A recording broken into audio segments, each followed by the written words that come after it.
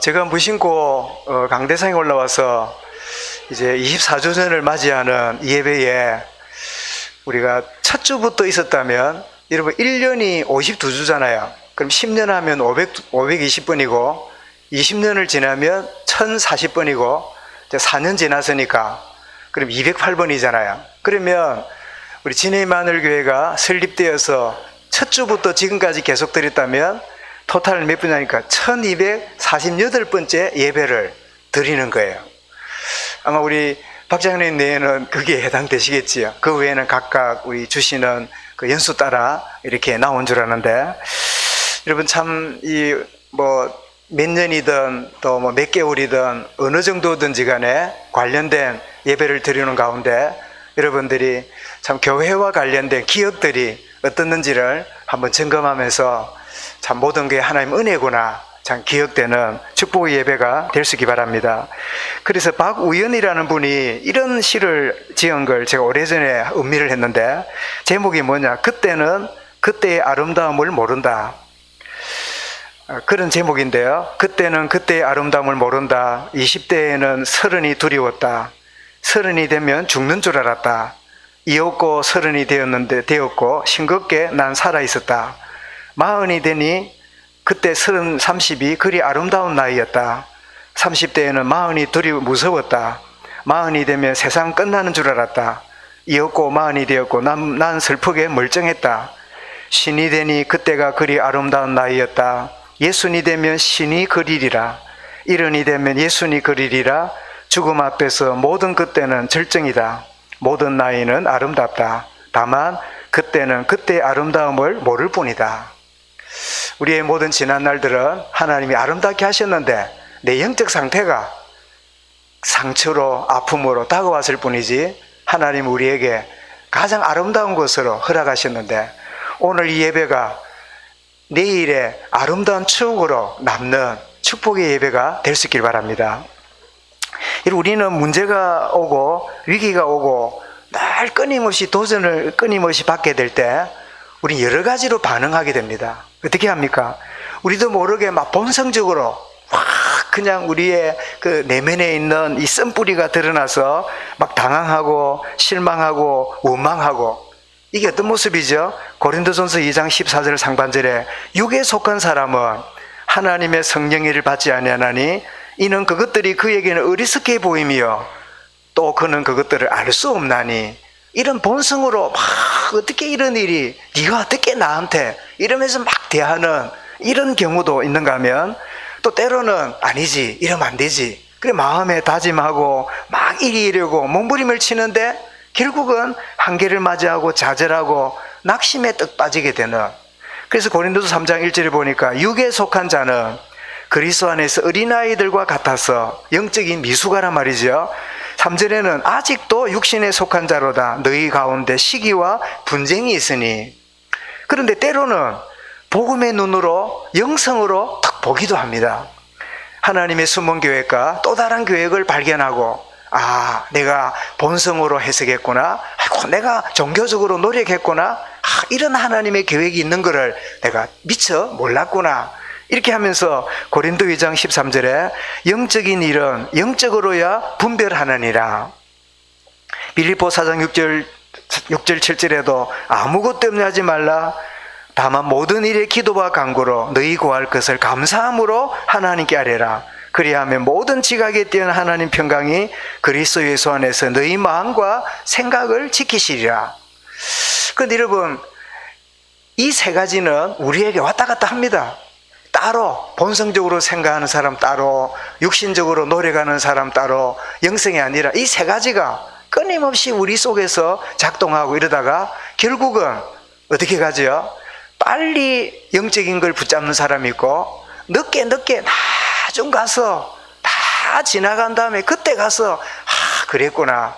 어쨌든 이 세 가지가 위기 만나고 문제 오고 새로운 갈등이 올 때 막 이런 것들이 우왕좌왕하는데, 그래서 이 3분이 지난 금요일에 말씀드렸지요. 3분의 2가 살짝 넘어가면 이제 이 하나님 계획으로 하나님 뜻으로 다른 것도 좀 있지만 3분의 2만 넘어가면 그 상태를 뭐라고요? 성령 충만이라 하는 거예요. 이런 100%가 성령 충만이라고 말하면 그거는 완전주의입니다. 살아있는 인생은 100%가 될 수가 없어요. 3분의 2만 넘어가면 그걸 보고 뭐라 그래요? 아니 성령 충만이라는 거예요. 따라합시다. 3분의 2만 넘으면 성령 충만이다. 그럼 3분의 1이 안 되기 때문에 힘을 못 쓰는 거야. 그죠? 여러분, 3분의 2가 넘어가는 성령 충만으로 모든 문제들을 맞이하는 승리하는 응답이 여러분 생애에 계속되길 바랍니다. 오늘 본문은 주님 마지막 일주일 사역을 21장부터 쭉 보는 중에 수요일에 있었던 내용이 25장, 26장 이 두 장에서 소개되는데 긴 내용이지만 수요일 하루 동안에 이렇게 했던 메시지입니다. 그게 뭐냐니까 종말에 관한 메시지를 전하고 이 종말이 있게 될 거니까 너희가 미리 준비해야 된다. 그러면서 우리는 종말 이룰 때 반드시 세 가지 종말이 온다는 사실을 우리 마음에 담고 우리가 새롭게 시작하는 그런 축복의 시간이 되어야 되겠고, 종말이 있다면 우리가 영적으로 대비하고 준비하고 그렇게 살아가야 되겠지요. 그러면 우리가 잘 아는 대로 첫 번째 종말이 뭐지요? 우주의 종말입니다. 이 우주의 종말은 주님이 재림하게 되고 주님이 마지막 심판함으로 모든 우주는 이제는 완전히 끝이 나요. 새로운 세계가 열리게 돼요. 마태이 16장 64절에 예수께서 이르시되 내가 말하였느니라. 그러나 내가 네게 이르노니 이후에 인자가 권능의 우편에 앉아있는 것과 하늘 구름을 타고 오는 것을 너희가 보리라. 주님 재림하면 이 세상은 끝나는 거예요. 그걸 보고 우주의 종말이라 그러지요. 여러분, 하나님이 창조하신 세상이 범죄 타락하고 재앙에 빠지지요. 창세기 3장에 하나님을 거역하고 6장에 타락의 이 노아 시대요, 11장에 하나님은 바벨탑 문화를 쌓는 이 창조된 하나님의 세상이 멀리 하나님을 떠나가니까 주님이 마지막 이 세상을 새롭게 해야 되는 우주의 종말이 그래서 필요한 거예요. 우리 그러잖아요. 세상에 막 이런 일이 벌어지고 저런 일이 벌어지면 나이 든 분들이 뭡니까? 아이고, 세상이 종말이다. 그런 이야기 안 들었습니까? 아이고, 세상이 종말이다. 어떻게 이런 일이, 어떻게 저런 일이 있을 수 있나? 이런 이야기를 하잖아요. 그 이야기는 도무지 스스로 자생할 수 없는 그 때가 되면 외부적인 어떤 힘이 와서 새롭게 되지 않으면 안 된다. 네, 그런 의미겠지요. 그래서 하나님이 그리스도를 통한 하나님의 구속의 역사를 이루어서 구원을 받든지 아니면 제갈 길을 가고 심판을 받든지 그리스도를 보내서 구원의 역사를 이루시는데, 창세기 3장 15절에 누구지요? 여자의 후손이 뱀의 머리를 깨뜨리고 구원의 축복을 누리게 할 것이다. 이 약속을 주셨지요. 그러면 이 우주의 종말이 언제 오냐? 징조를 말씀하고 있는데 그 징조가 오늘 내용에 길게 나옵니다. 여러분, 점점 이 우주의 종말이 여러분 가까워지고 있다는 것을 우리는 무심코 사는데, 이게 성경에 보면 제법 지금도 이런 모양들이 나타난 것을 보게 되는데, 오늘 그랬죠. 언제 이런 일이 있겠습니까? 하고 징조를 물었더니 그 3절이죠. 그랬더니 주님이 징조가 뭐라고요? 4절에 보니까 사람의 미혹을 받지 않도록 해라. 미혹하는. 여러분, 요즘 이런 이 유튜브니 이렇게 SNS니 무슨 영상이니 막 별의별 게 다 올라옵니다. 지금도 어떤 분은 트럼프가 이 미국의 선거가 잘못돼서 우주 군대를 이끌어가지고 바이든을 물리치고 미국을 뒤집을 거다, 막 그거를 의지하고 있는 목사들도 많아요. 여러분, 이 세상은 그렇게 완벽하게 흘러가지가 않아요. 어떤 때는 미운 놈이 권세를 잡고 일하기도 하고, 어떤 때는 예쁜 놈인데 제대로 안 되기도 하고, 이 부조리한 세상을 받아들일 줄 알아야 되는데 그게 안 되니까 지금도 트럼프가 마이애미인가 저기서 뭘 만들고 있다고 이래 택도 없는 소리를, 그것도 혼자 하면 되는데 그거를 유튜브 올려가지고, 여러분, 한때는 왜 한 무슨 장군인가 북한에서 땅굴을 뚫어갖고 청와대 밑으로 뚫고 와가지고 올라가지고는 박근혜 대통령 악수하고 이 나라를 북한에 넘겨주고 그래가지고 짜고 그래가지고 또 난리를 피우고, 그래 진짜 저도 이제 진짜가 싶어갖고 그러면 두들리는 소리가 난다. 뭐 봐라. 요즘 또 뭐 하는지 모르지. 그리고 이게 틀렸으면 잡아 넣든지 맞으면 확인하든지 이런데, 하여튼 말하자면 얼마나 미혹하는 이야기들이 많은지 몰라요. 어떤 사람은 이거 먹어야 된다 그러고, 어떤 사람은 먹으면 죽는다 그러고, 소금 많이 먹어야 된다 그러고, 소금 먹으면 뒤진다 그러고, 온갖 미혹의 이야기들이 얼마나 많은지 몰라요. 근데 그 정도가 영적 미혹이 너무 많아요. 영적 미혹이, 미혹하는 세상이에요. 그리고 6절부터 8절에 보니까 난리 소문, 나라와 나라에 대적이 일어나고 기근과 지진이 일어나고, 지금 보세요. 일본 홋카이도에 또 지진이 일어났죠. 언제 무슨 일이 날지 몰라요. 이런 막 굉장한 난리재난이 일어나고, 9절 10절에 보니까 믿음의 사람들이 큰 환난을 받는, 정상적으로 세상은요, 우리가 믿음 생활 잘하도록 밀어준 적이 없어요. 언제나 반대하고 언제나 브레이크를 걸지, 믿음 생활 잘하라. 세상은 그런 적이 없어요. 늘 환난이 일어나고 믿음 생활하게 돼 어려움을 당하는. 그리고 12절에 보니까 뭐가 성행하다고요? 불법이 성행하는. 여러분, 오늘 막 가진 사람, 성공한 사람, 국회니 뭐 검찰이니 막 교수 요원이 보세요. 배운 사람이 훨씬 더 법을 미묘하게 악용해가지고 막 이렇게 해먹고 저렇게 해먹고, 얼마나 참 우리 서민들 입장에서 볼 때 안타깝습니까? 이 불법이 성행하는. 그리고 더 나아가서 불법이 성행하고 뭐가 식어요? 많은 사람의 사랑이 식는. 이제는 뭐 가족이고 뭐 부부고 뭐 자식이고 뭐 상관없는, 언제든지 막 버릴 수 있고 죽일 수 있고 덩칠 수 있는 막 이런 사랑이 식어가는 이런 전적인 일들이 일어나는데, 이게 뭐라고요? 이게 바로 우주의 종말의 바로 징조다. 여러분 24절도 보십시오. 거짓 그리스도들과 거짓 선지자들이 일어나 큰 표적과 기사를 보여 할 수만 있거든 택하신 자들도 뭐하리라? 미혹하리라. 이야, 뭐 신천지 여러분 우리 보니까 바보 같잖아요. 그 교수도 보니까 뭐 좀 사람이 어디 농사꾼처럼 보이잖아요. 그런데 몰려가는 거 보세요. 여러분 영생교 2004년에 조희성 씨가 감옥에서 죽었잖아요. 그럼 없어진 줄 알았더니 이번에 코로나 또 뭐 영생교 그 기숙사인가 단체로 일어나가지고 또 난리가 나고, 이거 보니까 교주는 죽고 없는데 미혹받은 그 사람은요 계속 유지가 돼요. 그 영생교가 왜 영생교냐? 자기는 병들거나 늙거나 안 죽을 거래. 죽어도 살아날 거래. 그래가지고 살아난다고 믿고 있는 거야.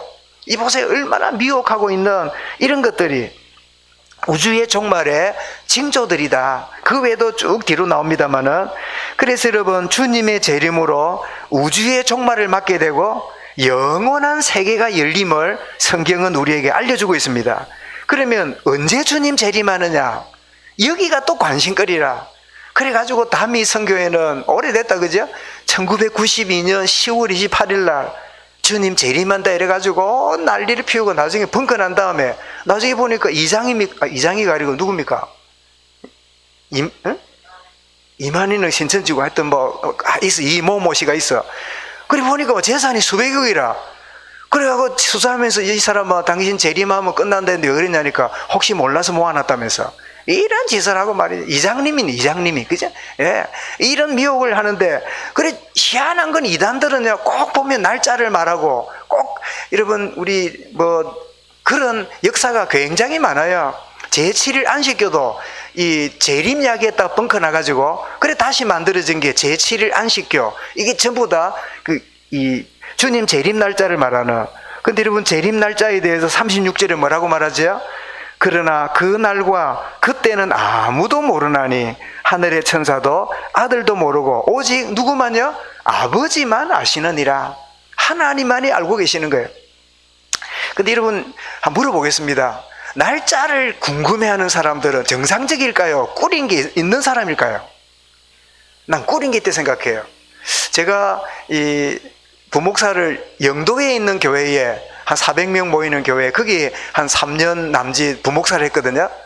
근데 거기 보면 교인들 3분의 1이 거의 선원가족이라. 남편이 뭐 선장이거나 갑판장이거나 아니면 선원이거나. 그럼 한번 가면 원양어선 타고 가면요, 기본이 1년, 2년 타고 갔다가 들어와요. 그러면 이제 부인들이 아이를 돌보고 이러는데 그 중에 외로워서 그런지 미혹이 그런지 조금 꾸리는 경우들이 있는가 봐. 그래, 날 남편이 어디 가 있는가, 지금 싱가포르에 들어왔나, 대만에 왔나, 일본에 왔나, 날 주의하고, 그래, 날 막 언제 들어오는데 또 뭐 챙기듯이 하는데 사실은 어떻게 해요? 꿀이니까 남편이 갑자기 하면 곤란하거든. 그렇게 하는 걸 내가 주변에서 이렇게 보았어요. 왜 날짜가 그리 중요합니까? 뭐, 갑자기 여보하고 들어오면 어때? 그죠? 더 반갑지? 갑자기 주님이 짠, 잘 있었나 하고 뭐 하면 이래야 되지. 주님이 언제 올까? 날짜를 봐. 그럼 그때까지 뭐 하다가 올 때 되면 또 그때 쪼르르 그럽니까? 선생님 시험 언제 칩니까? 그래서 아이들은 공부 잘하는 애일까요? 공부 시원찮게 하는 애일까요? 시험 날짜를 막 알고 싶은 애는 공부 잘하는 애일까 못하는 애일까? 물론 뭐 잘하기 때문에 쳐보려고 그러지만은 대부분은요, 자신이 없을 때 시험 날짜를 알고 쪼르려고. 그냥 공부에 평소 잘하는 아이들은요, 갑자기 내일 시험 친다 이래도요, 갑자기 좀 당황은 되지만 준비했으니까 시험 치는 게 어렵지 않은 거예요. 그지? 이 때를 자꾸 말하고 거기 헷갈리는 자체가 뭐 이상한 거예요. 그 주님은 실제로 지금 나와 함께 계시잖아요. 그날에 눈에 보게 오실 분이지, 지금 나와 함께 계시는 그분이 온 우주 가운데, 영광 가운데 천군천사와 함께 같이 임하는 그날은 신나는 날일까요? 아니면 무서운 날일까요? 그날은 신나는 날이에요. 아멘 아무도 안 하노. 아멘 해놓기 바랍니다. 그지? 아멘 주 예수여 오시옵소서. 이게 우리 신앙 고백이잖아요. 여러분 계시록 1장 7절에 보면 볼지어다 그가 구름을 타고 오시리라. 각 사람의 눈이 그를 보겠고 그를 찌른 자도 볼 것이며 땅에 있는 모든 족속이 그로 말미암아 애곡하리니 그를 하리라. 아멘. 또 21장 1절 2절에 보면 또 내가 새 하늘과 새 땅을 보니 처음 하늘과 처음 땅이 없어졌고 바다도 다시 있지 않더라. 또 내가 보매 거룩한 성 새 예루살렘이 하나님께로부터 하늘에서 내려오니 그 준비한 것 신부가 남편을 위하여 단장한 것 같더라. 그러면서 7절에 뭐라고? 이기는 자는 이것을 상속으로 받으리라. 나는 그의 하나님이 되고 그는 내 아들이 되리라. 이런 새로운 우주 종말로 인하여 새로운 세계가 시작됨을 우리에게 말씀하고 있는 거예요. 그래서 그때가 언제인지 잘 몰라요. 근데 저는 한때 주님을 인격적으로 만나기 전에는 우리 보통 교회는 1년에 한두 번 부흥회를 하잖아요. 이런 부흥 강사들이 오면 특징이 뭡니까? 부흥 강사들이 오면요, 이제 보통 월요일부터 뭐 한 4일, 5일 이러면 한 이틀은요, 뭐 억수로 웃깁니다. 어디서 그렇게 웃기는 이야기 있는지 막 하여튼 막 배꼽 다 빠져. 끝나고 보면 배꼽이 수부가 있나마. 얼마나 웃기는 이야기를, 사람이 웃기는 이야기 하면 내일 와야지, 또 들어야지, 이런 게 있어요. 그럼 어디 막 하든 그 표정한다든지 보면 어떤 분은 막 얼마나 에너지가 넘치는지, 목사 그거 뛰는데 뭐 머리가 뭐 천정이 돼요. 막 굉장해요. 요즘은 좀 다, 옛날에는 별 볼 게 없어서 쇼가 막 생쇼를 해. 막 굉장해요. 막 완전히 라이브라. 그 다음에 이틀 뒤에는 또 어쩝니까? 울립니다. 막 눈물 다 빼고 막. 그래가지고 막, 그래, 울다가. 그리고 마지막들은 뭡니까? 내 나라고 또 쪼옵니다. 막 작정하라면서. 이래가지고 막 웃었지, 막 이래가지고 막, 그래 지내요. 근데 많은 경우에 이 부흥 강사들이 공통적인 주제가 하나 있어요. 그게 뭐냐? 주님 재림하면 너 가진 거 소용없다. 그러니까 막 그런 쪽으로 이 종말 의식을 막 집어넣어요. 주님이 언제 재림할지 모른다. 그래가지고 재림했는데 어떤 사람은 헌신 잘하면 금면류관을 쓰고 어떤 사람은 개털 모자 쓴다. 막 이런 이야기도 하고, 막 모자도 여러 종류라 뭐 어디서 그리 연구를 했는지 성경에 아무리 찾아봐도 개털 모자 쓰고 이런 건 없어. 없는데 또 막 희한하게 만들어가지고 이야기를 하고 이러니까 끝나고 나면 감동도 되는데, 주님 재림하면. 그래가지고 제가 중고등학교 시절에 날이 이래갖고 특히 해가 지거나 이럴 때 구름이 이렇게 있는 사이에 햇살이 뜨잖아요. 그럼 주님 재림하는가? 구름만 이상해도 간이 뜨끔하고 지금 오면 안 되는데, 막 이런 생각이 막 있기도 하는데요. 이게 일종의 미혹 같은 부분이잖아요. 주님이 온전히 재림하신 그날은 우리가 악도 없어지고 그 부조리가 없어지는 새로운 세계가 열리는 우주의 종말이 있다는 걸 알고 준비를 어떻게 하면 되죠? 지금 은혜 받으면 돼요. 지금 그 주님과 동행하면 돼요. 지금 내게 주어진 일을 감당해 가면 돼요. 농사 짓는 사람이 하고 씨 뿌리면 뭐하노?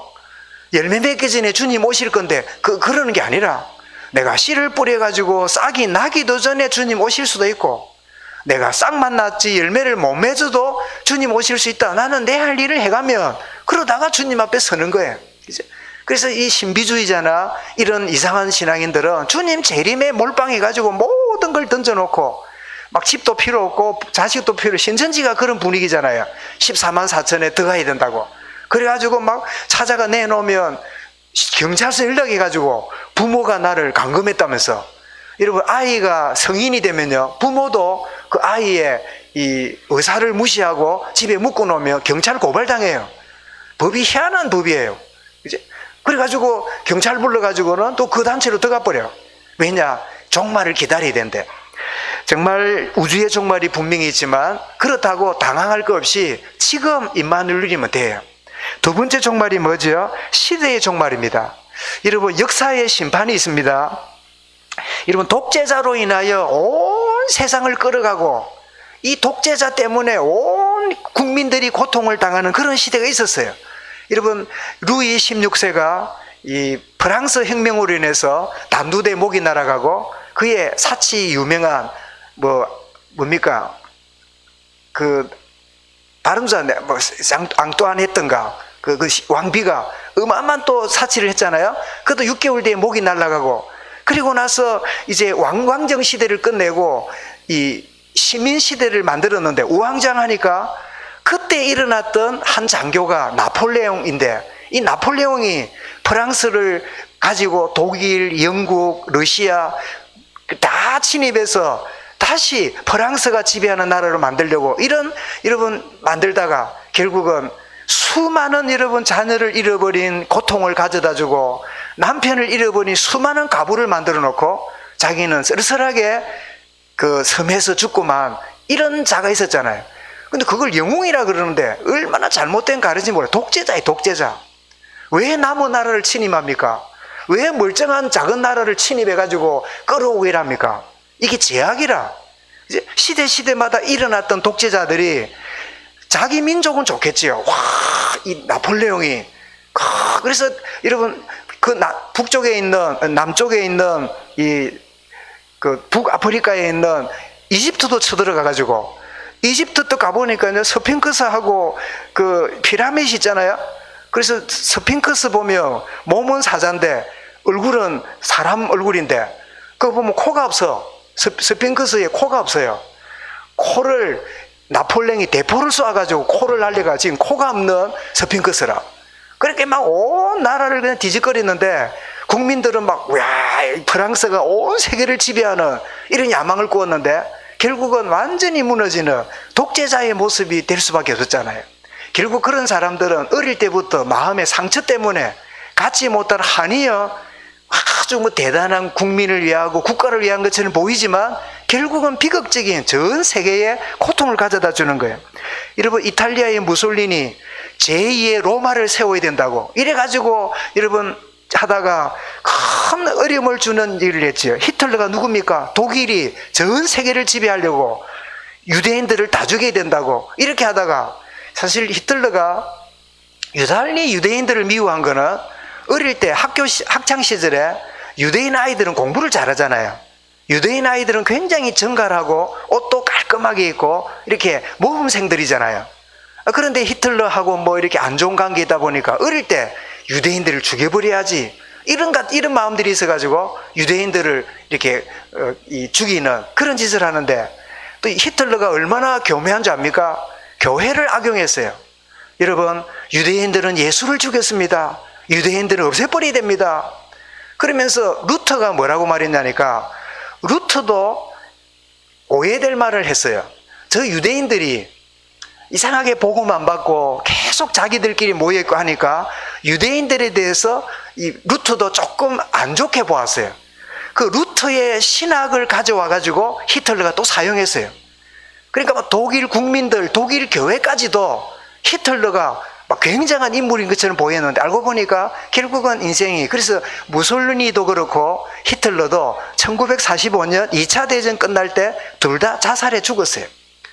여러분, 일본 천황이 섬나라의 고독감을 이겨보려고 대한민국을 집어먹고 필리핀을 집어먹고 중국을 치고, 그래서 섬이 아닌 대륙으로 나오려고 이렇게 짓하다가 나중에는 2차 대전에 결국은 메가드 앞에 무릎을 꿇고 항복하는 그런 일이 벌어졌잖아요. 시대마다 독재자가 장악하는 시대에 종말이 왔어요. 그런데 이게 오늘날 여러분 사회주의, 이 사회주의가 뭡니까? 공산주의를 보고 사회주의라고 이렇게 말하기도 하지만 또 좀 다른 이야기입니다. 이 공산주의가 한때는 지구의 반을 차지할 때 있었잖아요. 그런데 하나님이 희한한 일을 하심으로, 그 희한해요. 바벨론 무너뜨리고 페르시아 세운, 그래서 이스라엘 바벨론에서 돌아가라고 말했던 황제 이름이 누굽니까? 고레스잖아요. 고시잖아요. 그죠? 근데 동구권 소련 열 몇 개 나라를 여러분 자유화하고 공산 해제했던 그 인물도 누구지요? 그 사람도 고시라. 고르바초프라. 응?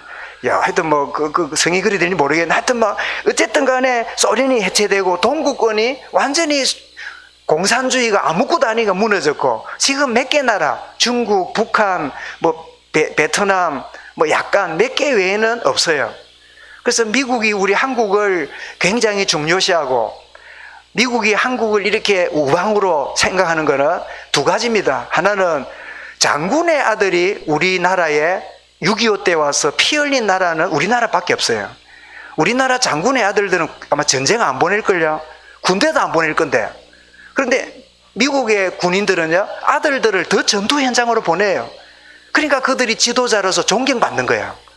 국민보다 훨씬 더 책임을 지고 자기들이 국민으로서 역할을 하니까 존경을 받잖아요. 그리고 또 한 가지는 뭐냐, 여러분 딱 가만히 지도를 한번 보세요. 대한민국 위에 북한이잖아요. 그 위에가 중국이잖아요. 그리고 이제 뭐 베트남하고 이렇게 있는데, 요 대한민국 요 조금 남아있는 게 공산주의가 밀어버리면 어찌 됩니까? 공산화가 되잖아요. 그래서 한국이 예쁘기도 하지만 공산주의가 더 나오지 못하게 하는 마지노선이 어디냐? 이 대한민국이에요. 그래서 공산주의가 더 퍼지지 못하도록 하려고 하나님이 미군을 건드려서요, 한국을 지켜주시는 거예요. 그런데 어리석은 인생들은요, 이거 막 그냥 걷어내고 막 같이 지내면 되고 이러는데, 그들이 어떤 사상을 갖고 있는데 함부로 열고 그럴 일입니까? 그죠? 우리가 받아들이고 용서할지라도 마음이 열려야 문도 열지. 이런 마음이 안 열리는데 문 열면 어찌 됩니까? 큰일 나잖아요. 이제 어리석이 짝이 없잖아요.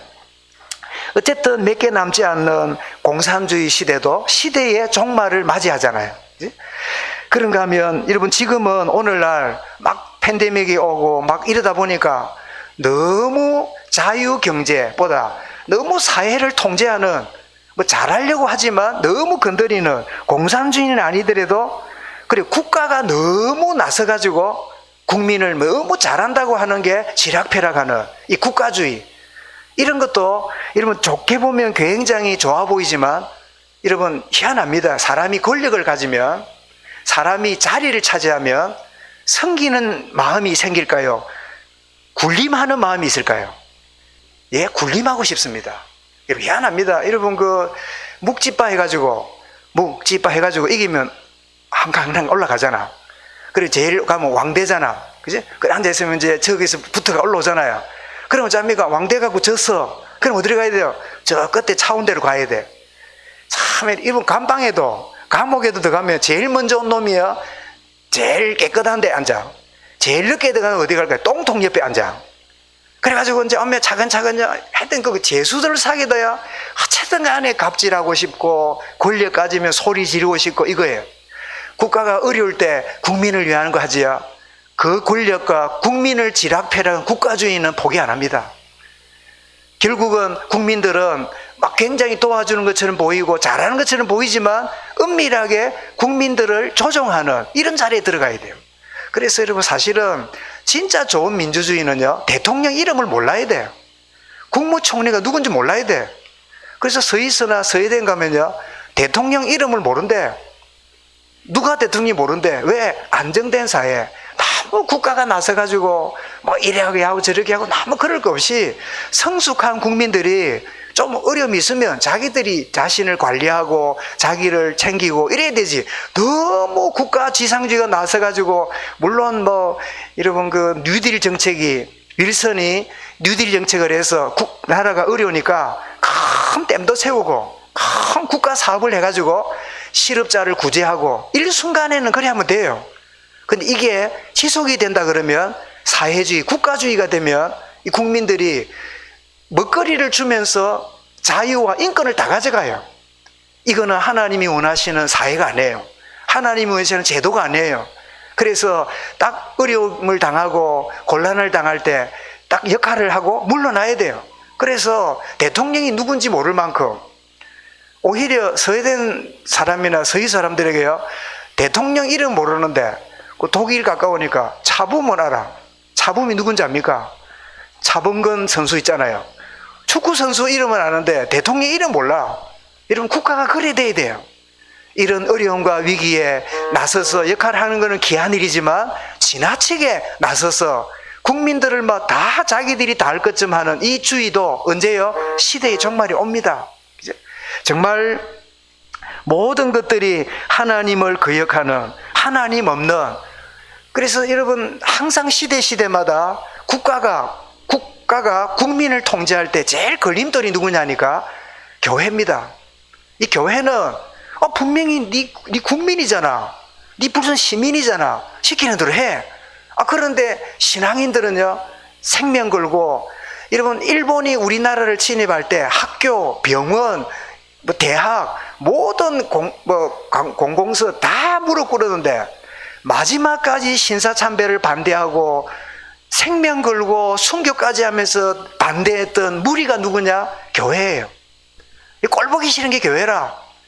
그러니까 막 끝없이 교회를 핍박하고 했는데 어느 날 일제시대에 시대의 종말이 왔잖아요. 그래서 우리에게 해방을 주셨잖아요. 여러분, 시대의 종말이 있습니다. 이게 여러분 역사 속에 오고 있는 부분을 보게 되죠. 왜냐하니까 사람들이 지락펴락하는 것처럼 보지만 하나님이 세상 역사를 주관하고 계시기 때문입니다. 여러분, 혹시나 막 너무 부조리하고 여러분이 조직이나 여러분 막 주변에 너무 기가 막힌 일이 있거든. 하나님, 이 모든 세상 역사를 주님이 주관하신 줄 내가 압니다. 이 모든 환경을 바꾸고 변화시키는 것은 주님의 손에 있음을 내가 압니다. 여러분, 이 믿음이 우리가 가져야 될 시대 종말을 아는 사람들의 중심입니다. 그래서 여러분 시편 2편 1절부터 4절까지 보면 우리가 어찌하여 이방인들이 분노하며 민족들이 헛된 일을 꾸미는가? 세상의 군왕들이 나서며 관원들이 서로 꾀하여 여호와와 그의 기름 부은 자를 대적하며 우리가 그들의 맨 것을 끊고 그의 결박을 벗어버리자 하도다. 그때 4절에 뭐라고요? 하늘에 계신 이가 뭐라고요? 웃으시며 주께서 그들을 비웃으시리로다. 그러면서 7절에 와서 뭐라고 설명합니까? 9절에 네가 철장으로 그들을 깨뜨리며 질그릇같이 부수리로다. 여러분, 참 엉뚱한 정권을 갖고 지락펴락하는 게 자기의 능력처럼 보이지만 하나님이 시대의 종말을 주실 때 참 다 끝난다는 사실을 알게 되지요. 그래서 사무엘상 2장 6절 7절 한나도 이런 고백하잖아요. 여호와는 죽이기도 하고 살리기도 하며 가난하게도 하고 부하게도 하며 낮추기도 하고 높이기도 하는도다. 그래서 바울은 로마서 여러분 11장 36절에 만물이 주에게서 나오고 주로 말미암고 그리고 주에게로 돌아감이라. 그에게 세세 영원토록 영광이 있을지어다. 모든 우주 종말도 있지만 시대의 종말들도 있다는 것을 알고 고난과 억울함이 있을지라도 하나님의 통치를 바라보고 하나님께 맡기는 이런 우리의 중심이 우리가 시대 종말을 아는 자의 중심이에요. 우리 세 번째 종말은 뭐지요? 우리 개인의 종말입니다. 이거를 다른 말로 말하면 뭐지요? 반드시 우린 죽습니다. 모든 사람은 반드시 죽게 돼 있어요. 히브리 9장 27절에 뭐랬습니까? 한 번 죽는 것은 사람에게 정한 것이요 그 이후에는 심판이 있으리라. 그죠? 우리는 언제든지 죽을 수 있다는 사실을 늘 마음에 두려워하지 말고 받아들이는 게 우리의 자세인데, 그래서 우리 항상 기억해야 됩니다. 뭐를요? 때가 있다는 걸.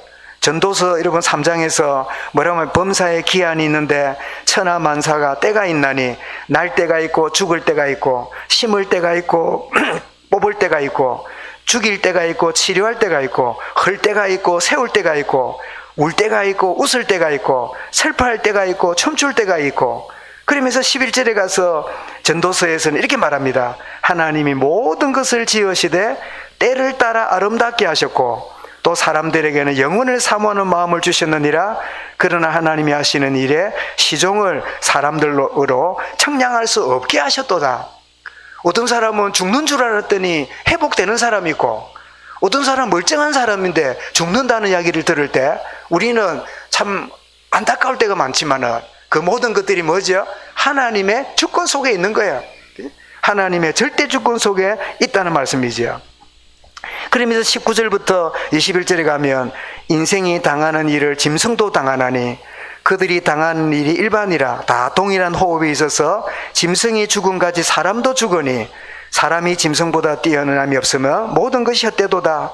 다 흙으로 말미암음으로 흙으로 돌아가나니 다 한 곳으로 가거니와 인생들의 혼은 위로 올라가고 짐승의 혼은 땅 아래로 내려가는 줄을 누가 알랴. 이러면서 동물도 죽고 사람도 죽고 죽는 원리를 말씀하고 있지요. 그렇다면 우리가 언젠가는 죽는 존재인데 우리가 가질 게 뭐죠? 영적으로 깨어 있어야 돼요. 늘 영적으로 신앙적으로 깨어 있어야 돼요. 오늘 42절에 이름 한번 보십시오. 마태이 24장 42절에 그러므로 깨어 있으라. 어느 날에 너희 주가 임할는지 너희가 알지 못함이니라. 이 말은 우주 종말뿐 아닙니다. 우주 종말은 주님이 살아있는 가운데 오신단 말이고, 그죠? 또 42절에 너희가 주가 임할 너희가 알지 못함이니라. 지금 내가 죽으면 내가 주님께로 가는 거예요. 그죠? 어쨌든 간에 여러분 내가 깨어있는 게 중요함을 말씀하고 있죠. 그래서 데살로니가전서 5장 5절 6절 보면 너희는 다 빛의 아들이요 낮의 아들이라 우리가 밤이나 어둠에 속하지 아니하나니 그러므로 우리는 다 이들과 같이 자지 말고 오직 깨어 정신을 차릴지라.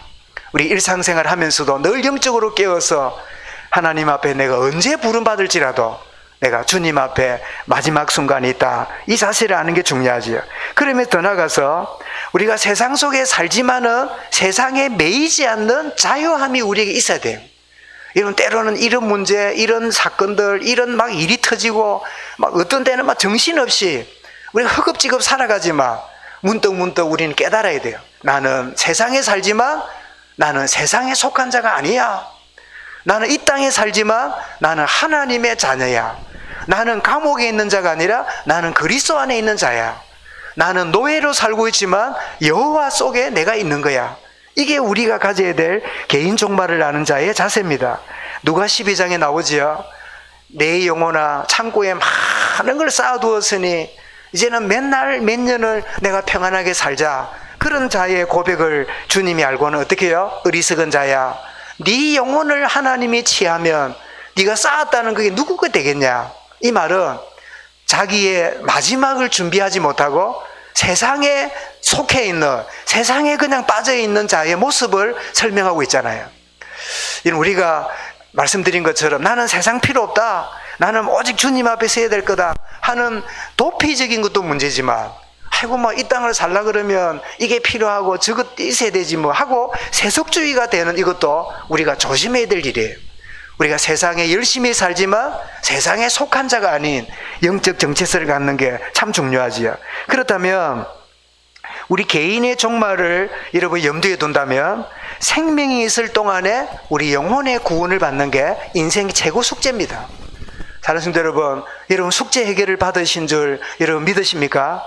예수 그리스도께 십자가에서 나의 모든 인생 문제를 해결해 주셨어요.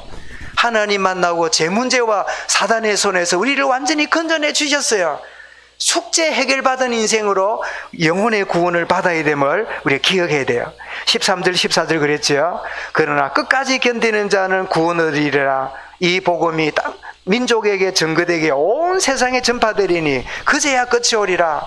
이 말은 온 세상에 복음이 전거된다, 끝이 오리라. 이 말은 내 개인 종말로 생각할 때 뭐지요? 나를 통하여 구원받을 사람이 있는 한 하나님이 내 생명 지키신다. 나로 말미암아 복음 받아야 될 사람이 있다면 하나님이 나를 위기 가운데 나를 지키신다.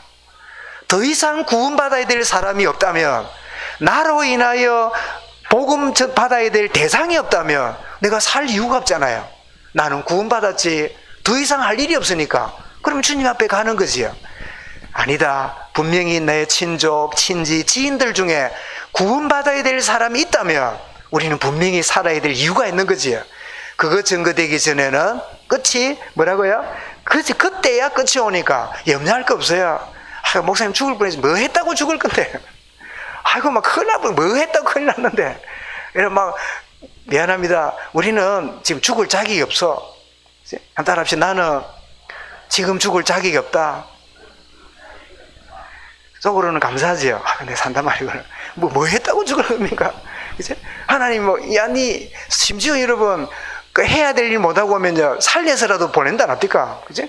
어떤 사람은 떡 먹다 죽었는데, 아이고, 이리 나가다 문지방에 팍 부딪힌 밤에 떡이 튀어나가 살았다 납니까?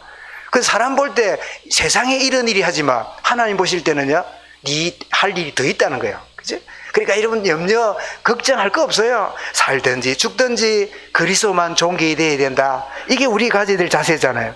그래서 베드로전서 1장 8절 9절에 예수를 너희가 보지 못하였으나 사랑하는도다. 이제도 보지 못하나 믿고 말할 수 없는 영광스러운 즐거움으로 기뻐하니 9절에 믿음의 결국 곧 영혼의 구원을 얻음이라. 내가 구원받았다면 개인의 종말을 준비된 거예요. 내가 진짜 구원 속에 들어왔다면 나는 언제 떠나도 괜찮은 존재가 된 거예요. 이게 바로 개인 종말을 준비하는 겁니다. 그래서 고린도 6장 1절 2절에 뭐라고요? 하나님의 은혜를 헛되이 받지 말라. 보라, 지금은 은혜 받을 만한 때요. 보라, 지금은 구원의 날이로다. 이것이 생명 떠나기 전에 영혼의 구원받는 게 개인 종말을 준비하는 때지요.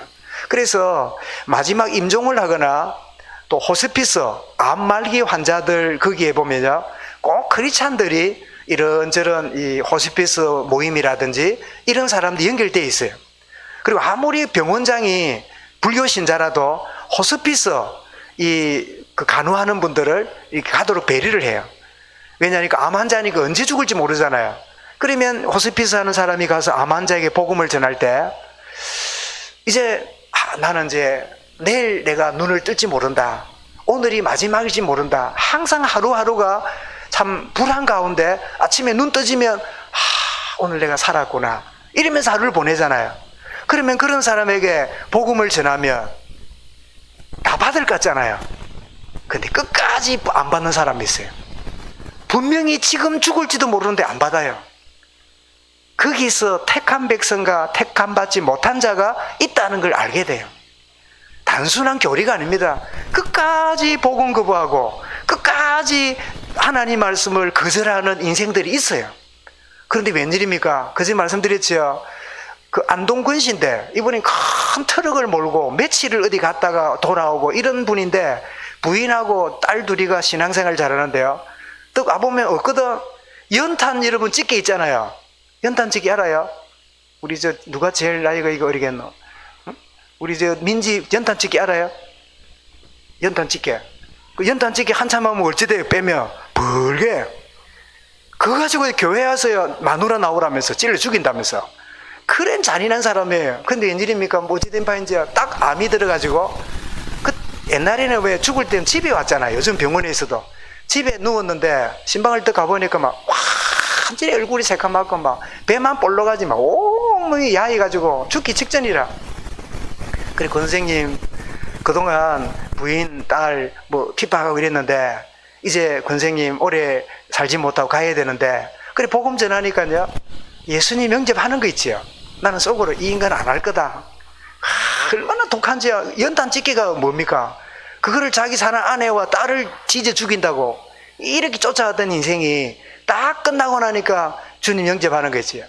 영접하길래 그랬습니다. 그래, 하늘에서 풀면 땅에서 풀면 하늘에 풀리고 땅에 묶으면 하늘에 묶인다는데, 선생님이 예수 믿고 하나님 자녀 됐으면 그동안 아내와 딸들에게 핍박했던 거, 내가 미안하다 말하고 싶은 마음 없습니까? 이러니까요, 쭈삣쭈삣하더만은 미안하다는 거지요.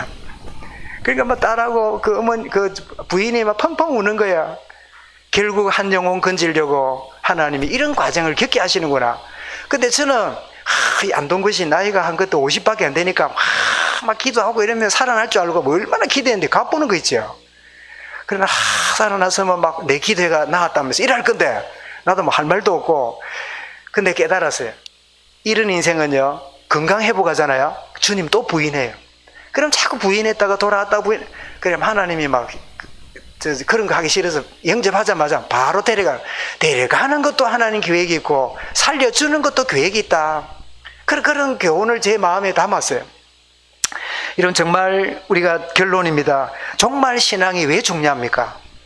우리가 우주의 종말, 시대의 종말, 개인의 종말이 있는데 왜 중요합니까? 우리의 신앙을 준비시키는 중요한 그런 교훈을 주기 때문이죠. 오늘 42절부터 그랬죠. 깨어있으라. 언제 올지 모른다. 그 다음에 시험에 들지 않도록 내가 깨어있는, 영적으로 각성하는 기회가 되지요. 26장 41절에 시험에 들지 않게 해서 깨어 기도해라. 골로새 4장 2절에도 기도를 계속하고 기도에 감사함으로 깨어있으라. 영적으로 깨어있게 만드는, 여러분, 여러 성도들을 돌아보는 눈을 우리에게 가지게 만듭니다. 나도 영적으로 준비되어야 되지만 내 주변을 보니까 저 언제 세상 떠날지 모르는데 또 여러가 영적으로 처져 있는 사람들을 돌아보는, 주님 언제 오실지 모르는데 저렇게 영적으로 처져 있고 예배도 놓치고 있고 저렇게 낙심하고 있고 저렇게 있는 것을 볼 때 우리 마음에 그들을 돌아보는, 그래서 사도행전 20장 31절에 내가 3년 동안 너희들을 훈계하던 걸 기억해라. 에베소 6장 18절에도 기도와 간구를 하되 성령 안에서 기도하고 이를 위하여 깨어 구하기를 힘쓰되 여러 성도를 위하여 기도해라. 나만 깨어있는 게 아니라 내 주변에 성도들도 같이 깨어있도록 그렇게 기도해야 되겠구나. 베드로서 5장 8절에는 그들이 누구라고요? 우는 사자처럼 산길자를 찾으려고 두루 다니는데 지금 삼킨 바 된 자들이 내 주변에 있다는 말이에요. 그래서 나만 종말 준비하는 게 아니라 저들도 주님 앞에 깨어있도록, 저들도 주님 앞에 종말을 준비하도록 내가 중보해야 되겠구나. 그래서 여러분, 최고의 기도는 중보기도입니다. 내 문제, 내 행편 두고 기도하는 데가 아니라 정말 영혼을 생각하고 그 주변에 내게 다가오는 그 영혼을 품고 기도할 때 하나님은 우리의 기도에, 우리의 문제까지도 하나님이 붙잡고 먼저 그의 나라 구하면 이 모든 것을 더하시게 되는 거지요. 오늘 마태복음 24장 이 주제가 종말에 대한 이야기인데 반드시 오게 되는 세 가지 종말, 우주의 종말, 시대의 종말, 우리 개인의 종말 마음에 담고 주님 영적으로 깨어서 있을 뿐 아니라 내 주변을 돌아보고 그들도 함께 주님 오심을 준비하고 주님 앞에 서기를 준비할 수 있도록 내가 깨어있는 중보기도의 사람으로 인도받게 하여 주옵소서. 우리 24주년을 맞이한 우리 교회가 우리 개개인뿐 아니라 주변을 돌아보고 정말 그들도 함께 믿음 안에 승리하는 축복의 은혜를 함께 누리도록 중보의 마음을 갖는 복된 주의 날이 되기를 주의 이름으로 축원합니다. 주님 감사합니다. 반드시 있게 될 종말에 대하여 말씀해 주셨는데 깨어있게 하여 주옵시며 주변을 돌아보게 하시며 주님과 동행하는 축복을 오늘 매 순간마다 누려가도록 저들을 인도하시며 역사하여 주옵소서. 그동안 수고하며 기도하며 여러 과정들을 참 힘든 중에도 겪어왔던 모든 하나님의 사람들, 또 새롭게 나와 주를 섬기는 어떤 형편이 있든지 또 다른 참 해를, 또 다른 10년을 또 맞이하며 나아가는 축복의 모든 정인들, 참 종말을 예비하며 준비하며 나가는 깨어있는 하나님의 사람들, 우리 모든 후대들 되게만 하여 주옵소서. 주 예수 그리스도 이름으로 기도드리옵나이다. 아멘.